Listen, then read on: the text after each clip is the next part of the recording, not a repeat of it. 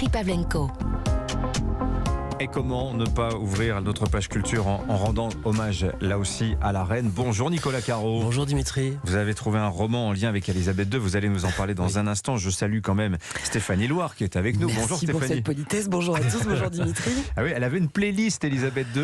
Exactement, elle avait une playlist, elle avait même 2 iPods. Enfin, vous allez nous raconter ça et surtout nous faire écouter ce qu'elle aimait. Nicolas, alors ce roman en lien avec Elisabeth II, quel est-il ? Alors, j'en ai dégoté un bon roman à lire avec du thé dans un mug à l'effigie de la famille royale. Ça s'appelle Bal tragique à Windsor. Ah oui. C'est chez Point, signé S.J. Bennett. Ah, on est dans le thème, effectivement. Est-ce qu'on croise la reine dans ces pages ? Mieux que ça, c'est la reine qui mène l'enquête. On est en 2016, elle fête ses 90 ans. Un bal est donné au château de Windsor.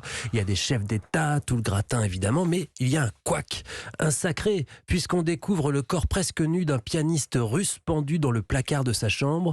Un accident, peut-être, lors d'une pirouette auto-érotique, peut-être, mais plus sûrement un crime maquillé. La police intervient et s'intéresse au personnel du château, mais Sa Majesté décide elle aussi de prendre les choses en main et de mener l'enquête. C'est Elisabeth II, Miss Marple, quoi. Exactement. Il se trouve que dans la série de romans consacrés aux enquêtes de la reine, puisqu'il y en a plusieurs, Sa Majesté est une digne disciple de Sherlock Holmes.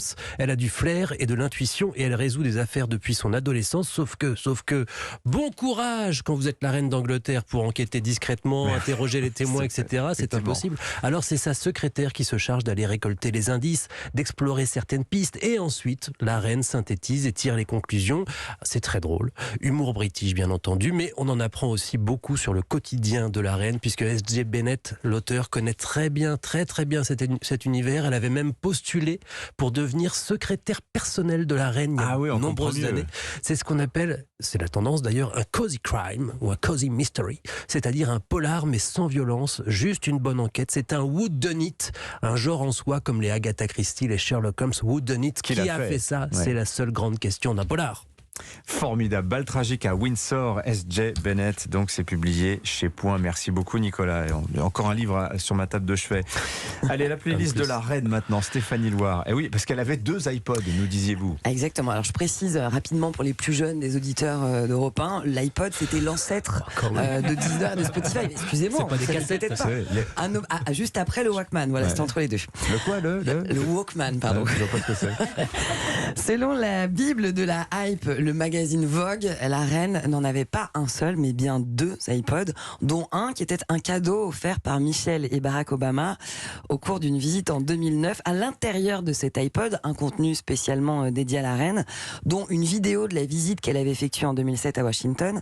Alors l'histoire ne nous dit pas si le couple Obama avait osé un petit God Save the Queen de Sex Pistols. God save the Queen, the fascist regime. Fasciste régime, Mais non, je ne pense pas qu'il l'avait osé celui-ci. La reine en tout cas était une inconditionnelle des hymnes traditionnels, des ballades écossaises, de musique militaire, de comédie musicale. Elle appréciait aussi écouter Chick to Chick, interprété par Fred Astaire, avant que la chanson ne soit reprise par Frank Sinatra ou encore Louis Armstrong. Heaven, I'm in heaven, and my heart beats so that I can hardly speak. On est loin des Sex Pistols. Ouais, ça lui va mieux.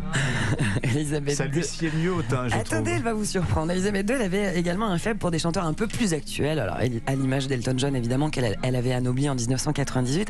Mais aussi, plus étonnant, des Beach Boys, en particulier du titre California Girls.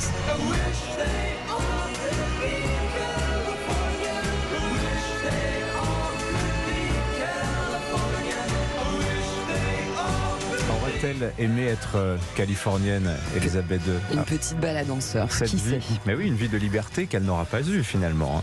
Alors il y a aussi un autre artiste assez surprenant dans la playlist d'Elisabeth II. Alors oui, celui-ci particulièrement, il s'agit de Gary Barlow. Est-ce que ça vous évoque quelque chose? Non. Gary Barlow, c'est l'ex-leader du boys band britannique Take That, celui qui a vu naître Robbie Williams, enfin, réveillez-vous. Ah oui, ça c'est super connu.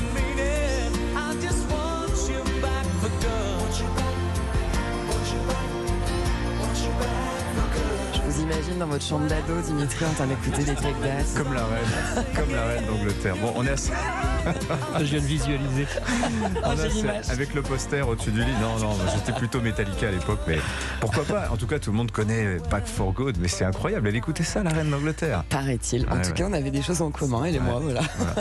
Oh, on est loin des balades écossaises. Oui. Merci beaucoup, Stéphanie. À la Loire. semaine prochaine. Voilà, on a hâte de savoir ce qu'il y avait d'autre, parce qu'il y a 2 iPods, il devait y en avoir quand même des morceaux à l'intérieur. Ouais. Je Merci. paierais cher pour savoir. Merci à vous deux, Stéphanie, Nicolas Caro. Merci, Bon Dimitri. week-end.